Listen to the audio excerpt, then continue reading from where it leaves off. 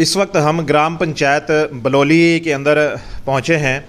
यहाँ एक मामला बहुत तूल पकड़ता हुआ नज़र आ रहा है। कई दिनों से था तो ये पंचायत चुनाव से पहले भी, लेकिन सुर्खियों में अब आया है जब मीडिया के अंदर ये मामला उछला है। मामला है कि जो नवनियुक्त सरपंच चुने गए हैं श्याम सिंह, तो उनकी जो शैक्षिक योग्यता है उसको लेकर यहाँ जो विपक्ष जो चुनाव लड़ा था उन्होंने मुद्दा उठाया है शैक्षिक योग्यता को लेकर कि शैक्षिक योग्यता जो है उनकी फ़र्ज़ी है। तो मामला ये सही है या गलत है, तो उसी की हकीकत जानने के लिए गांव बलौली में आज हमारी टीम पहुंची थी और उनसे जानने की कोशिश करेंगे जो शिकायत करता है कि आखिरकार मामला है क्या। सर, क्या नाम है आपका? मनमोहन सिंह। मनमोहन सिंह जी, पूरा मामला क्या है आपकी ग्राम पंचायत का जो आपने इतना बड़ा ये मुद्दा उठाया है? सुर्खियों में भी आ चुका है, मीडिया में भी आ चुका है। ये हमें 2 तारीख को इलेक्शन के बाद पता चला कि इसने जो सर्टिफिकेट दिया है 10वीं का श्याम सिंह ने, वो नकली है जी। तो हमने 4 तारीख को आरटीआई डाली। वहाँ से हमने इसकी एफिडेविट और सर्टिफिकेट की कॉपी आरटीआई के जरिए हमने प्राप्त की। करने के बाद हमने 11 तारीख को डीसी साहब को एप्लीकेशन डाली, कंप्लेंट भी ये इसकी इंक्वायरी कराई जाए भी ये जो 10वीं का सर्टिफिकेट है ये जाली है। तो उन्होंने कहा भी हाँ इंक्वायरी होगी। उन्होंने वो दरखास्त जो है डीडीपीओ को भेज दी।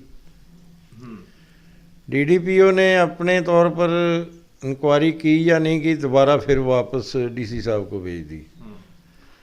डीसी साहब ने वो डीओ साहब को भेज दी। डीओ साहब ने वो बीडीओ साहब के पास भेज दी, तो बीडीओ साहब ने वीओ के पास भेज दी। बीडीओ साहब ने हमें एक लेटर डीसी साहब का जो आया वो हमें डाक द्वारा प्राप्त हुआ कि आपकी कंप्लेंट जो है वो कार्रवाई चल रही है और 15 दिन के अंदर अंदर उसकी हम जो है इंक्वायरी करके रिपोर्ट देंगे। तो वो आज उस हिसाब से मेरा ख्याल आज 15 दिन की बजाय 20 दिन हो गए हैं। तो कल हमने भी अखबार में पढ़ी पूरी डिटेल, पता नहीं किसने छपवाई, कहाँ से छपवाई, ना हमें भास्कर के पत्रकार का कोई पता है भी कौन था वो।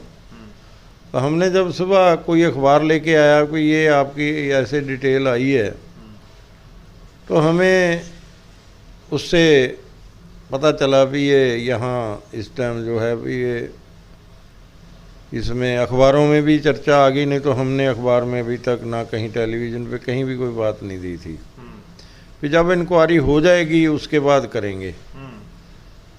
तो अब ये वहाँ का जो बोर्ड है, भिवानी बोर्ड, उसने भी हमें लिख के दे दिया है कि ये जो हरियाणा काउंसिल ये जो है हमारे पास कोई रजिस्ट्रेशन नहीं है। और ये Haryana council of open schooling ये हमारे पास कोई रजिस्ट्रेशन नहीं है इसकी। और एक हमें बाद में पता चला भी जो इसने 2016 में इलेक्शन लड़ा था उसमें इसने एक दिल्ली बोर्ड का, वो भी 10वीं का ही सर्टिफिकेट था, वो 2012 में बना हुआ था। तो अब इसने वो हरमन है हमारे गांव का जो सरजीत का लड़का, उसने 18 तारीख को आरटीआई डाली शिशरौली बीडीओ ऑफिस में। नॉमिनेशन 19 तक थे, उसकी नकल ली और उसकी जाके वेबसाइट पे देखा तो वहाँ कुछ भी नहीं था। तो उसने ऑब्जेक्शन करना था, इसने 19 तारीख को एक नया सर्टिफिकेट दे दिया, वो भी 10वीं गई और ये भी 10वीं गई। और उसमें वो तो इंक्वायरी अभी अलग से है, उसकी चल रही है। और हम यही चाहते हैं प्रशासन से। दूसरा जो सर्टिफिकेट दिया था वो कब इशू हुआ था? एक तो 2012 का था आपने बताया, ये 2018 का है। 18 का, ठीक है। ये जो अब है जिसमें रोहतक लिखा हुआ है, रोहतक में ना वहाँ कोई बिल्डिंग है ना कोई है, एक जाली वेबसाइट बना के उन्होंने, पर उन्होंने साथ ये भी लिख रखा है कि इस सर्टिफिकेट को कहीं भी इस्तेमाल नहीं किया जा सकता।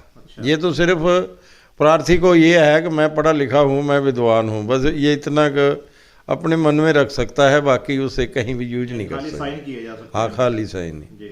तो इसलिए हम तो प्रशासन से यही मांग करते हैं कि जो सही, अगर ये सर्टिफिकेट गलत है तो इसके खिलाफ कार्रवाई की जाए, और ये जो है हम इंसाफ चाहते हैं इसके लिए कि अगर कोई आदमी अगर सरकार ने ये शर्त रखी है कि 10वीं पास होना ज़रूरी है, तो अगर कोई 10वीं पास है तो उसी को ही इलेक्शन लड़ना चाहिए। जाली सर्टिफिकेट के साथ ऐसा काम नहीं होना चाहिए।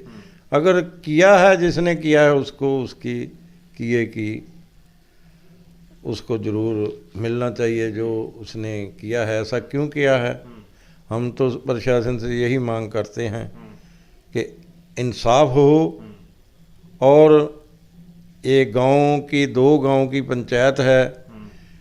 अगर उससे मैं एक और बात कहता हूँ, वो तो कहता है ना भी 73 अंक हैं 100 में से इंग्लिश में, उससे एक एप्लीकेशन इंग्लिश में लिखवाई जाए, अगर वो लिख दे तो फिर आप ही पता उसकी योग्यता का पता लग जाएगा कि उसमें योग्यता कितनी है। बस मैं इसके बारे में इससे ज़्यादा कुछ नहीं कहना चाहता। सरपंच साहब, चूँकि वो आप की उम्र भी लगभग 80 के लगभग होगी, उस प्रत्याशी की उम्र 70-71 साल आपकी उम्र है। जो प्रत्याशी जीते हैं आपके पास सरपंच बने श्याम सिंह, उसकी भी उम्र में लगभग 45 के आसपास होगी। तो आपको तो मालूम होना चाहिए वो कौन से स्कूल में पढ़ा हुआ है, कितना पढ़ा हुआ है। स्कूल तो यहाँ छिछरौली बलौली में जो स्कूल 5वीं तक था उस वक्त, तो यहाँ से तो उसका रिकॉर्ड ही नहीं मिलता। पढ़ा जरूर था, फेल ही हुआ है 5वीं में से। आगे 8वीं कहाँ करी, कुछ नहीं है, सारा कुछ ही फेक है, उसमें कहीं भी रिकॉर्ड नहीं है।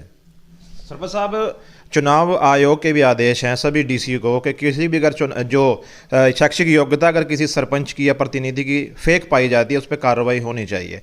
तो आप क्या कहेंगे कि इस बात पर अमल होना चाहिए कि नहीं, कैसे? हम तो यही चाहते हैं भी इलेक्शन कमीशन ने जो मेरा ख्याल 10 तारीख को उन्होंने जारी कर दिया था सर्कुलेट, मतलब वो जो अध्यादेश था जो भी है, अगर कहीं भी कोई गलत पाया जाता है तो उसके खिलाफ कार्रवाई हो। हम तो यही चाहते हैं कि इलेक्शन कमीशन प्रशासन इस काम को, अगर ये गलत है तो इसकी सज़ा मिलनी चाहिए। तो देखिए, ये पूर्व सरपंच के प्रतिनिधि थे मनमोहन सिंह जी, और गुज़िश्ता जो पिछले जो सरपंच थे इनके लड़के गुरिंदर सिंह थे। तो अब की बार भी ये चुनाव लड़े थे, जो कि चुनाव ये कुछ वोटों से रह गए थे। तो मामला यहाँ शैक्षिक योग्यता का है, तो वो कितना असली है और कितना नकली है वो तो जांच के बाद ही पता चलेगा। तो हम अपने सभी सुनने वालों और देखने वालों से कहना चाहेंगे कि हमारे इस वीडियो को ज़्यादा से ज़्यादा फॉरवर्ड ज़रूर करें, ताकि ये संदेश और लोगों तक पहुँचे कि अगर इस तरह का मामला और गाँव में भी कहीं पर सामने आता है तो वो लोग भी उचित कार्रवाई कराकर जो है सही मामला लोगों के सामने ला सकें। धन्यवाद।